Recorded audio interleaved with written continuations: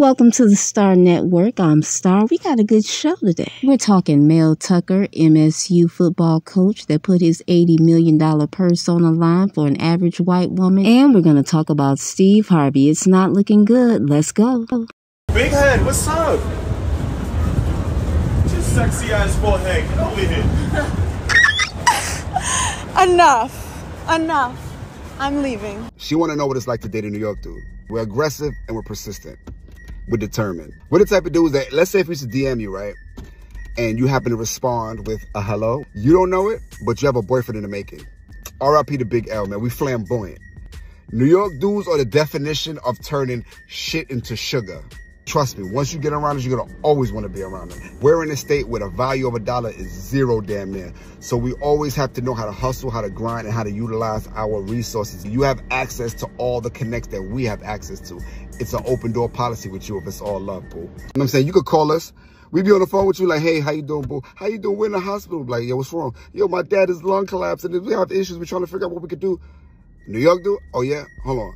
All right, let me call you right back. Click. Call back. It's a long on the line. Hey, everybody, it's a long on the line. The thing about New York dudes, we give you the green light to be who you want to be. No matter where you from, we are not judgmental. We're not critical. We're persistent, aggressive, flamboyant, and fun to be around. That's it. That is funny. Now, why you do Kylie Jenner like that? Although Kylie Jenner's plastic surgeon is a magician, he did a masterful job. Because Kylie looks like a totally different person. But I guess that was the point, right? And she got a massive return on her investment. I'm not mad. Get your money. Now let's talk about the fumble bag of the century, Mel Tucker, MSU football coach that put $80 million on the line for a little phone sex. This man has wife and children. That's selfish. I mean, at least find somebody off campus and have her sign an NDA. Who else is going to pay him $80 million? It's a once-in-a-lifetime opportunity. And you throw it away? Men are really dumb when it comes to vagina. I mean, really dumb. And white women understand this very early. White women are very competitive when it comes to men. And all the black women that have gone to college, you should know this, right? When I moved into my dorm, and I told this story before, I was the only black girl on the floor. People were cracking up laughing. They said, oh my God, you must have turned your application in super early. And I did. The young white women around me were actively looking for their husbands, and they made it known. When I would ask them what their major was, they would say, oh, I'm here for my MRS degree. The white girls didn't give a damn about their education. They were like, listen, I'm here to get married and have some babies and be a housewife. Even though my roommate was white, she had the body of a black woman.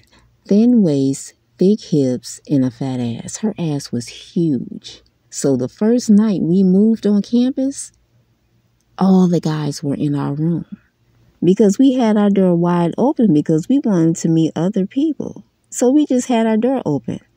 And when my roommate was bent over, guys were running in the room. To this day, I have yet to see a white woman with an ass that big. To this day. Anyways, white women are extremely strategic. Way more than us black women. They're going to get what they want, no matter what the cost. When I was on campus, at one point the black women got mad at me because I became really close with my roommate. And they were angry that she was dating a star athlete, a basketball player. These black women got super emotional and angry at me, and I had to sit them down and say, hey, my roommate is up in the middle of the night doing that man's meal prep, doing his homework, and washing his clothes. Are you willing to do all that? And they sat there in silence. You see, the black women thought they weren't good enough for the basketball player, when actually he was just looking for somebody that's going to jump through all the hoops. And that was my roommate. She was willing to do anything to get him. See, that's the great thing about college. It's not about the degree. It's about the experiences you have. It's about the things that you learn from people that don't look like you. Had I not been to college, I would have never known what it's like to live with a white girl. I would have never known what it's like to sit around a bunch of white women and talk to them about dating and relationships. I would have never sat down and had so many conversations with people from different cultures and countries. I would have never witnessed the college basketball team standing outside a girl's door and they're taking turns running a train on her.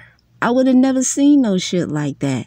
But it happens in college. Men are always saying, oh, women are spending all this money on college. No, you missed out on an opportunity. That's why black men are so closed-minded, because all they have is the black perspective. You got to get out of that bubble. Anyways, let's keep this train moving. We're going to talk about Steve Harvey and Shirley Strawberry. It's a lot of drama.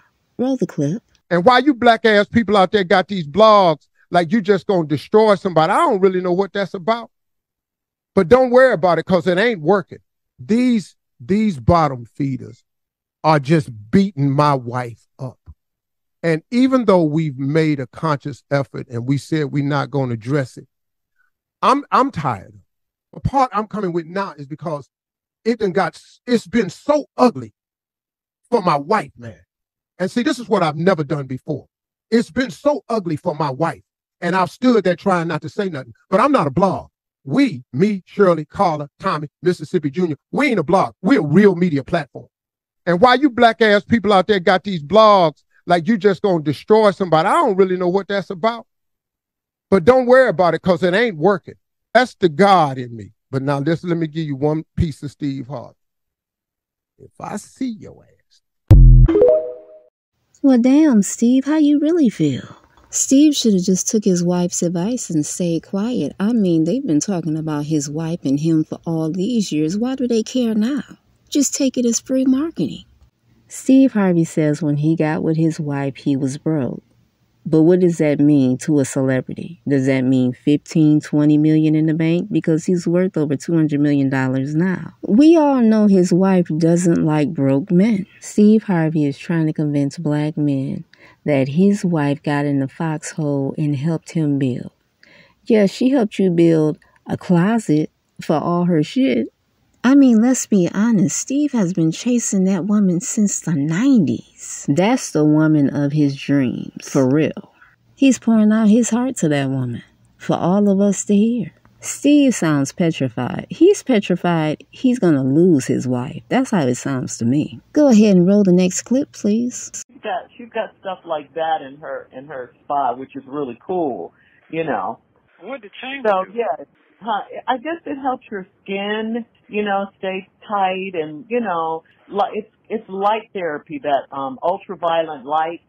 Damn. It helps. Yeah, I mean, they got, you know, it's really cool, the things that they have, you know. It's like, man, I would love to have stuff like that, you know, to be able, you know, like for my knees, for example, just go in there, you know, get a massage, get my knees worked on, you know, all of that. They got all of that kind of stuff. Like, she'll have a chiropractor come to the house. You know, it's just really cool. Damn. Mm-hmm. Well, they so trying They to got do money. They got money. They got money. But does he use that stuff, or he just look at it?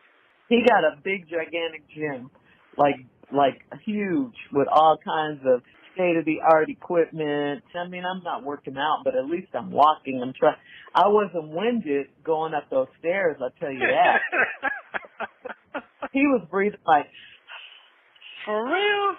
yes. Okay. All right. Okay. He always invites us over there. We don't never go. Wow. Yeah. That's good. Because I don't even know if she's there, and she's I don't. Nope. Damn. Wow. She looks at us as the help. You know. You did tell me that. That's not a good feeling. Yeah. Yeah. Wow. Right. And that's, you know, it is what it is. Whatever. I am baffled by the strawberry lady. Like, how do you not know you're being taped while talking to your husband that's in prison. Is she that far removed from the real world? That's crazy. And why is her and Steve trying so desperately to prove the haters wrong? Let the haters hate. If you don't have haters, you're not working hard enough. I need haters. I need haters to confirm that I'm on top of my shit.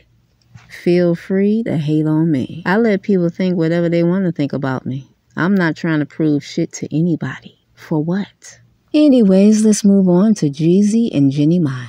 So first off, let's start off with the positive. Jeanni Mai really knows how to dress. I'm loving this outfit right here. I need this in my closet. Now let's keep it real. Now that Jeezy has filed for divorce, will Jeanni run back to the white man because she said the white man keeps her mean and lean? I can't believe she said that shit on television. Will a white man accept her half-black child? Because when these non-black women have babies with black men and then they run back to the white community when shit doesn't work out, they're seen as damaged goods. Although Jeanni looks amazing for her age, she's not going to get the same treatment as a 24-year-old that made a mistake and had a child. When Jeanni first got with Jeezy, she thought, hey, I'm better than his 4 other baby mothers. I'm Asian, I'm exotic. He's going to treat me like the ultimate prize. He's never going to leave me, 'cause I'm the one. No, Jeanni, you fell for the okie doke. You were just another bitch on the roster. You know what's so funny about black men? They're always telling black women that they're less than compared to the preference. And these same black men have never been off their block. They've never been to college. They've never even been around white people, except for when they have to go to work and get a check. Now, the reason why I talk about college so much is because that's the one time you can learn about people that don't look like you without interruption. When I was in the dorm, we had a curfew. We had to be back in the dorm by 12 a.m. I was actively dating, and I was always running through the dorm lobby at 11:55, minutes before they locked everything down. My dorm room was right next to the lounge. And in the lounge, the lights would be always off, and it would be a non-black woman in there crying. Under the moonlight, it never failed. Whenever I got back to the dorm from a date, I would have to go in that lounge and console a non-black woman. These non-black women are getting bussed down like crazy in these dorm rooms across the country. So when these black men are saying these white girls are pure, nigga, please. Let's get back to Jeanni Mai. Will her and Jeezy work it out? What's gonna happen to her and that kid if they don't work it out? Is a white man gonna step up? Or will it be a black man that steps up and take care of her and the child? It's going to be interesting to watch. By Jeezy taking the initiative to run and get a divorce proves that black men really don't know what they're talking about. They don't know anything about these women. They haven't even sniffed their panties. I'm Star. Thank you so much for coming to the channel. Good night.